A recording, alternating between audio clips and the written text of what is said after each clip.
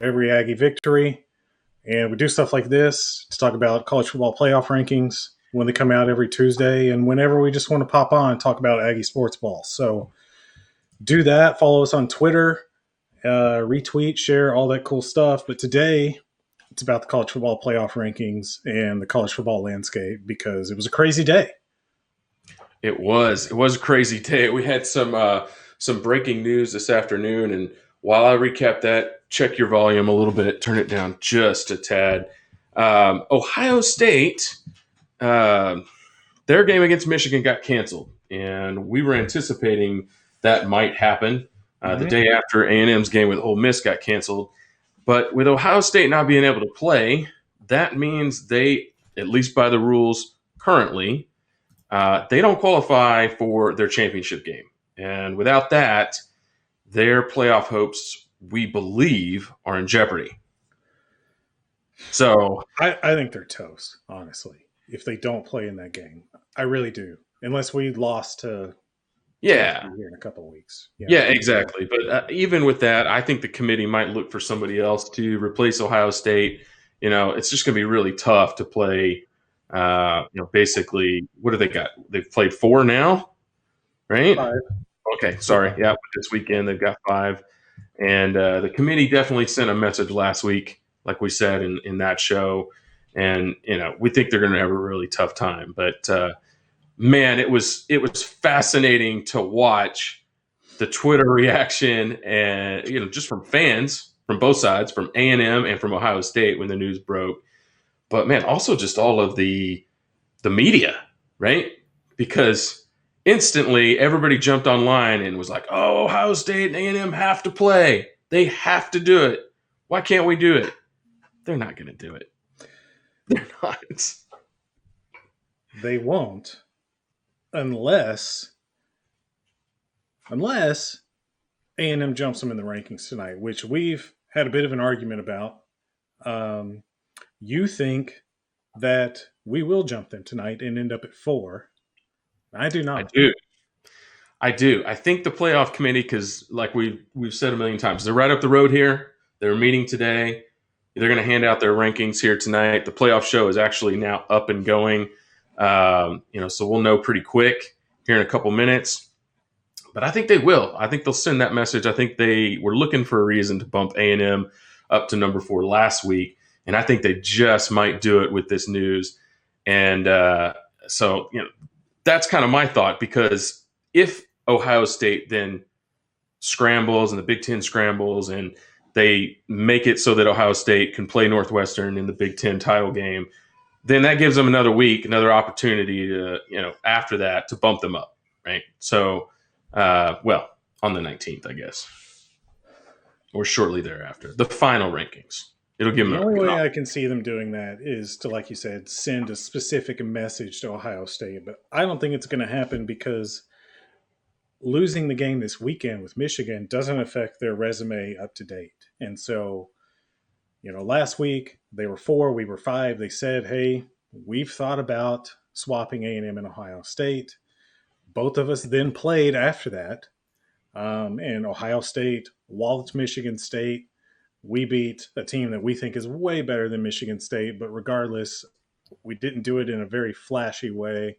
And I don't think the top 6 is going to change at all this week based on resume to date. Now, unfortunately, uh, them losing their game would have given us an opportunity to then go out and beat the crap out of Ole Miss this weekend and end up 4 in next week's rankings. But we've lost that game too. So I think this week and next week you're going to see exactly what we've been seeing. Well, it's certainly possible. I think we did say let's throw the shirt of shame bet on top of that, and here pretty quick, one of us will be wearing it at least the next go around. But man, let's talk for a second why that A&M Ohio State game is not going to be played. Frankly, I think a lot of A&M fans are kind of clamoring for it, and my question is why? Why are they asking for that game? Because they just don't believe that things are going to fall their way. that somehow they need that resume builder. I don't think they do, but it seems like that's where folks are coming from. Well, it depends on what you think is going to happen here. If the Big Ten forces Ohio State into the Big Ten championship game, then ESPN's they're talking to us in Ohio State right now. If they force them into the Big Ten championship game, then yeah, I think that's a problem for us. And I think we're then reliant on what happens in the ACC championship game. Whereas I think if we were to somehow get Ohio State on the schedule and beat them, then it doesn't matter what happens in that game. We're in.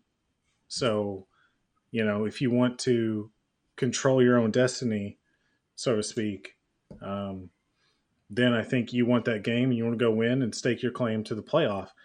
The only thing I'm a little less sure of is even if we do play them and beat them, what happens if Florida somehow beat Alabama? I'm still not sure what happens if that dynamic plays out, but I think that might be the least likely thing in all of the playoff scenarios that favor A&M. I don't think Florida's going to beat Alabama. Yeah, that's interesting that you brought that up because somebody did point out this week no loser of a conference championship game has been admitted into the 14 playoff since it began. And that's been the talk all along, not about Florida, Alabama, but actually about Notre Dame and Clemson. That if somehow they split and Clemson beats Notre Dame and it's a close game, or even if it's not a close game, a lot of folks have said, oh, well, they'll both get in. And history says no, that's actually not what's going to happen. And so it's funny you bring up Alabama and Florida. If Florida were somehow to pull the upset, would both teams get in because Alabama's thought of as not only number one, but a far and away number one in the country. But the playoff committee hasn't done it. That's not how they've treated this. They've treated championship games as de facto play-in games. So, yeah, there's a lot still out there to figure out.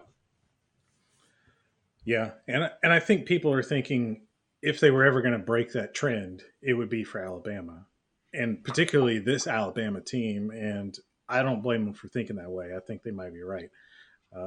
But I am actually less worried than most about the loser of that ACC championship game getting in.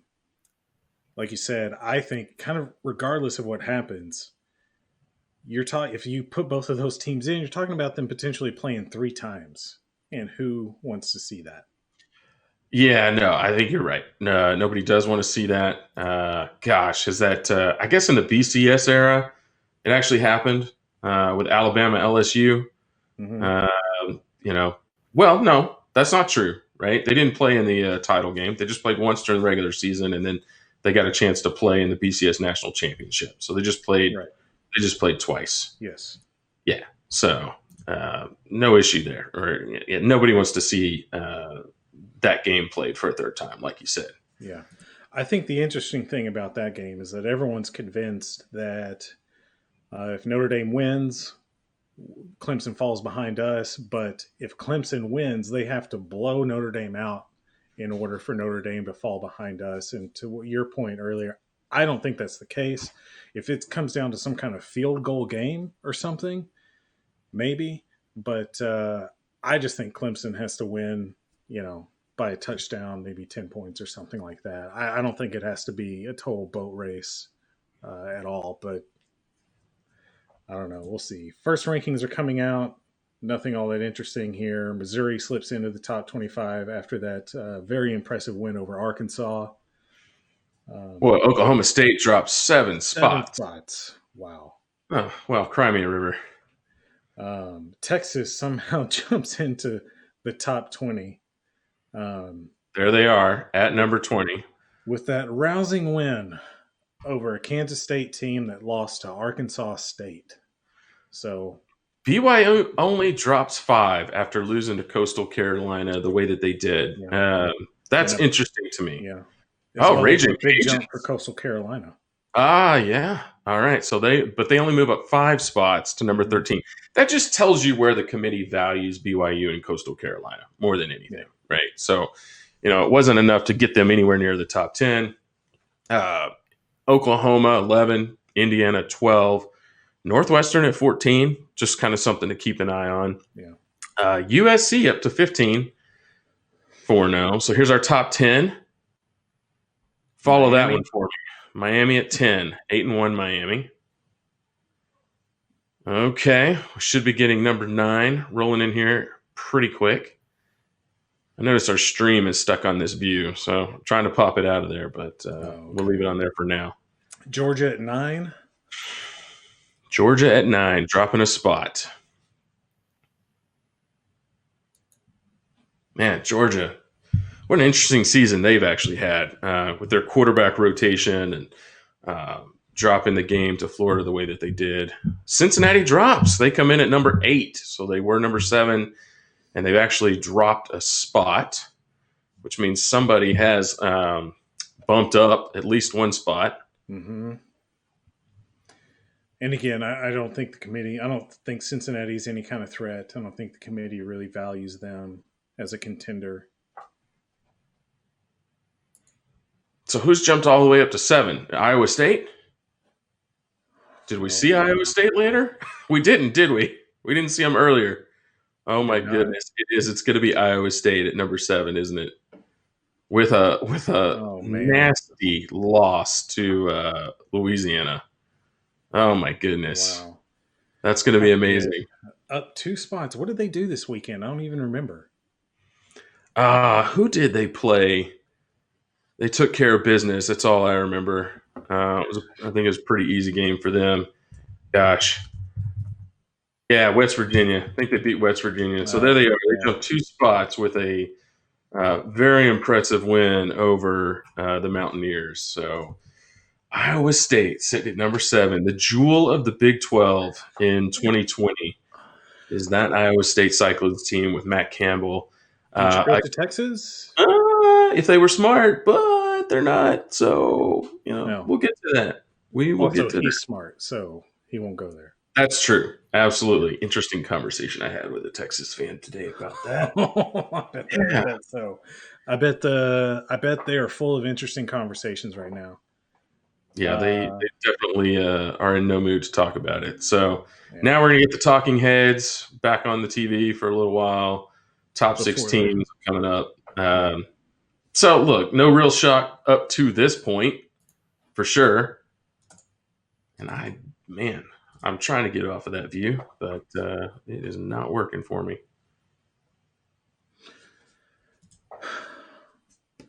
So just to recap, you don't think there's any chance we're going to try to schedule Ohio State? Really, no chance they would try to schedule us. I think they view their better path is to have the Big Ten insert them into the championship game. Right. And beat up on one of those teams, and they're in.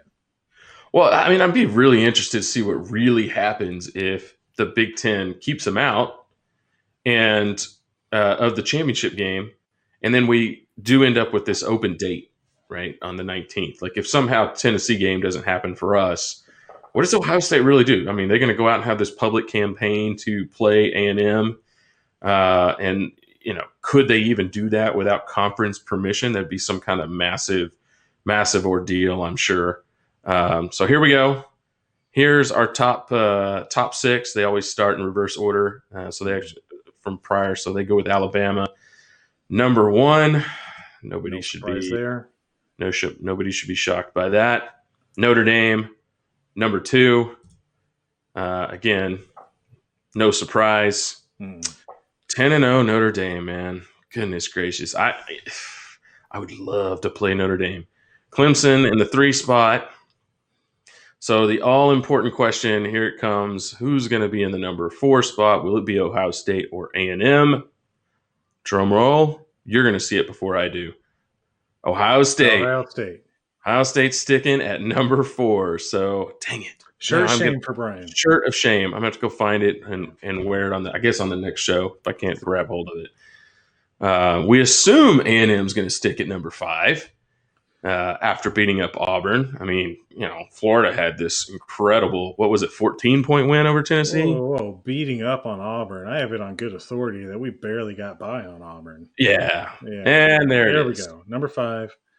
Number 5, and then that means Florida will be at 6. So Yeah. everything stays the way it was, just Mhm. like you thought. Dang it. My It's gonna stay streak the is way it over. was next week too. Yeah. Yep. That's because nobody's playing this week. Mhm. So barring something crazy happening up at the top, Alabama's playing, aren't they? they should be. I Yeah, think they've they'll got be a the game. one. Don't they have LSU? I think they have LSU. No, they just No, played they already LSU. played LSU. So, gosh, my weeks are slipping past me pretty quick. Yeah. All right. Well, hey, it's going to be a boring week in college football then. And That's the downside, right? So, Alabama and Arkansas. Yeah. Arkansas. No. Has anybody had a more hard luck season than Arkansas has this time around? I mean, seriously, those dudes. I mean, this is an Auburn game, but other than that, what would you really call hard luck? I mean, there was really nothing there for Sam Pittman. He's done an okay job, I think. They've won, 3 games in an all SEC schedule after not winning any SEC games for 2 years. But Aggie Chad did not leave that team in good shape. And then what little talent they had left. So, yeah. Yeah, I just don't think I've ever seen a team lose that many close games or last second field goals. Or they had 2 games this year in on just really trashy calls. I look, I'm not losing any sleep over it. I'm not feeling bad for them. I'm just saying, they kind of got the shaft this year.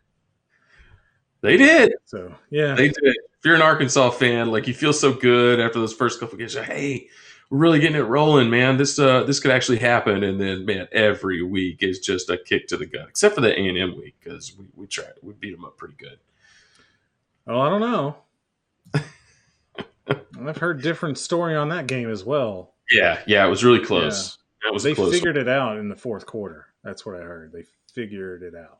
Figured out A&M, right? Well, Auburn didn't. No. They didn't pass the fourth quarter test. LSU did, though, right? Because they scored with about 90 seconds to go in the game. Not even that. Down 20-0.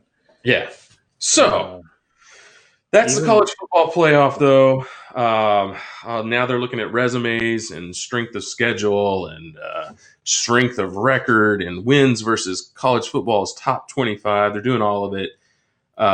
Interesting, just highlighting this strength of schedule. A&M is 6th, by far and away the best strength of schedule. And then strength of record, I think they were 3rd, which go read up on strength of record. It's kind of a weird metric. I think it's average top 25. What would their record be versus the same schedule, and then they can determine your score against that schedule. So what matters is 3rd is good, and the committee looks at that number a little bit. So a little bit, which is fine. Sure. So college football playoff rankings. That's great. We had some other interesting news drop this week, didn't we? With our little brothers down south of us. Little brother in Austin's not having a good week. No, things got a little rough. Very rough. Christmas did not come early. No. So we've talked a lot about the massive buyout for Tom Herman, and there's been a lot of speculation that they can't even afford to do that and go after Urban Meyer because of the huge buyout and the optics of it. If they were to pay a $15 to $20 million buyout after they've laid off tons of staff at the university and whatever. But they didn't care. They were going to go after Urban Meyer anyway, and they did. And they were very excited about it. And they got told no this weekend. They did. They got told no. And, look, these are all reports, right? Nobody from the university has come out and said anything, but the media has definitely confirmed their sources that the Urban Meyer conversations are over. Mm-hmm. Surprise, surprise. I think you and I both, and many other people, thought that's very far fetched, not going to happen for a million reasons. Um, Texas thought it was going to happen reportedly for 12 to 15 million reasons, depending on length of contract. It sounded like they were ready to pony up some obscene amounts of money in I have order a to make. hard time believing 15, but 12 I think makes perfect sense to me. Um, but I think the important thing to take out of this story is that they look ridiculous. And they have made their current coach look ridiculous, and they have put themselves in a position to where they are now stuck with him through next year. And we think, We and are think, there's reports that they might still try to fall back on Plan B with some other active coaches, but once the season is over. yeah, once the season is over, um, but there's a problem with that, and that problem is I tended to kind of scoff at the idea that that's bad optics. They can't buy out Tom Herman and pay 12 million a year to Urban Meyer because it's bad optics because of what's going on at the university. Um, I think that's it's true. It is bad optics, but they do not care at all Right. if they can get Urban Meyer. Yes. They will. The donors will pony up. There will be as much cover as they could possibly get from the administration and the media as far as those bad optics go, and they will go full speed ahead, and they'll fire Tom Herman and they'll hire Urban Meyer for an obscene amount of money. However, when you whiff on Urban Meyer, and you start looking at fallback positions like a Matt Campbell or a Cristobal at Oregon, or something like that, or even worse, another Tom Herman, another G5 coach, up and comer, and then you start talking buyout and paying a bunch of money to a new coach in the current climate. Then your fans revolt, the optics start getting talked about, and Right. you look ridiculous. Yeah. And now, look, they look ridiculous today. Mm-hmm. National Signing Day is now 8 days away.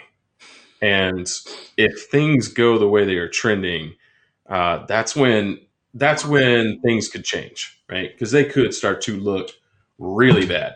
And, if they really whiff on any sort of big time players, not named LJ Johnson, and maybe the rest of their class kind of starts to fall apart in between, the heat's going to get turned up again, because that is the big talking point: is how can Tom Herman go into the 2022 recruiting cycle after all this mess, this flirtation with Urban Meyer, and everybody knows they're unhappy?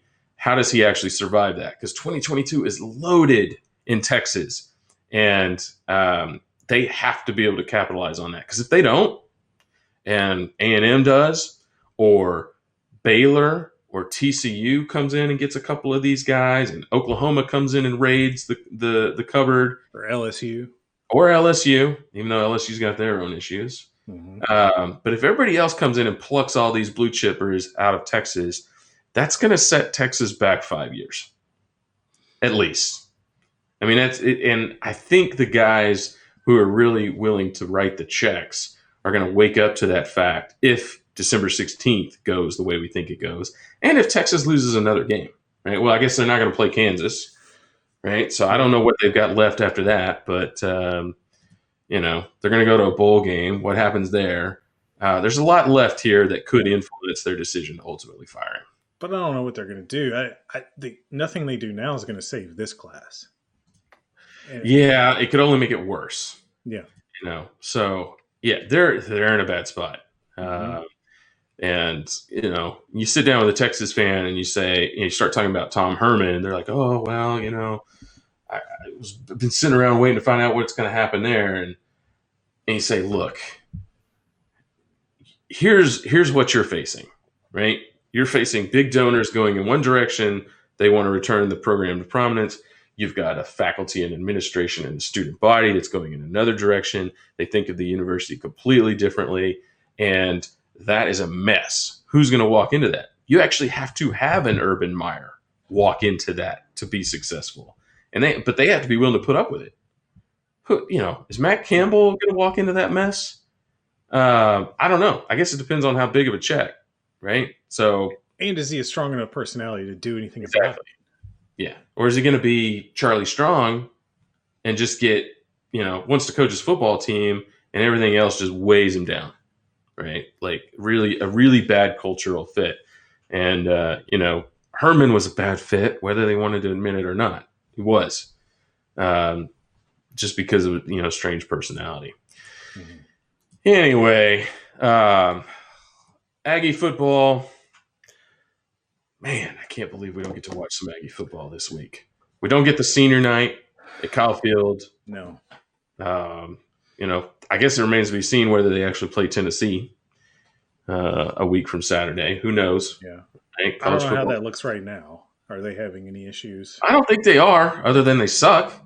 And they may not want to play another football game. But again, it's a home game for them. That's a lot of money. It's a lot of money. So, and the SEC has said they're going to pressure everybody to play as much as they can. Yeah, absolutely. So if they can play, they'll play. All right. Man, what else you got? You got anything? Except for these fancy new graphics we got. Check it out. I know. I'm looking at this. I'm mesmerized by it. It's amazing. Yeah. I hope you guys appreciate it. It took all of about 20 minutes to figure this out. Yep. It looks better. Got a nice setup. And I would say we're going to be back on Saturday, but we're not. Maybe we'll figure out something to pop on and talk about. I do have to say real quick, after we've talked about the crap show going on in Austin and how ridiculous it's put their current coach in an impossible position, can we just take a moment to appreciate how A&M went about hiring Jimbo Fisher? Yeah. And how the story broke with only 2 or 3 days really before the signing, so that we avoided the whole media circus. Yeah, well, and we also fired our football coach, right? The right way. After the season, we let it play out.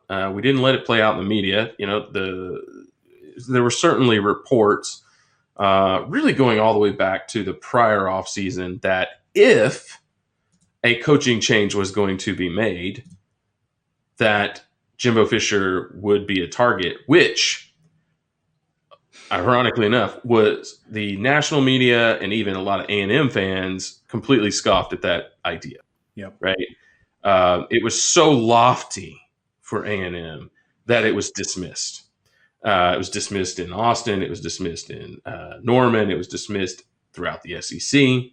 Tallahassee for sure. There's no way A&M's going to come in and get our guy. And A&M figured out throughout the whole SEC mess that controlling the message and controlling who you talk to and the process is just as important as the outcome. And if you want to achieve the outcome, you better do it the right way. And they did do it the right way, every step of the way. And, the things that did leak out, things played out exactly the way those leaks, predicted they would, right? Because they were intentional, right? They leaked out when we knew we had something and we knew how it was going to happen. Man, you're right. We should all be very thankful for that. We got Jimbo, number 5 in the country. Team's playing really great. Everything's for now. Everything's in a good spot. And hope everybody's enjoying this football season. You ought to be. I hope so too. And let's not forget that, yes, we're number 5 and there are some things that could happen in front of us to get us into the playoff. But even if it doesn't, how can you be anything but completely pumped about the direction of this program? Don't listen to your idiot Texas friends or your OU trolls on Twitter or whatever saying we haven't done anything. No, we're aware of what we have not done. But we also look at the program and we know where it's going, and we have every right to be happy about that. So, just sit back and enjoy the season. It's only gonna get better from here.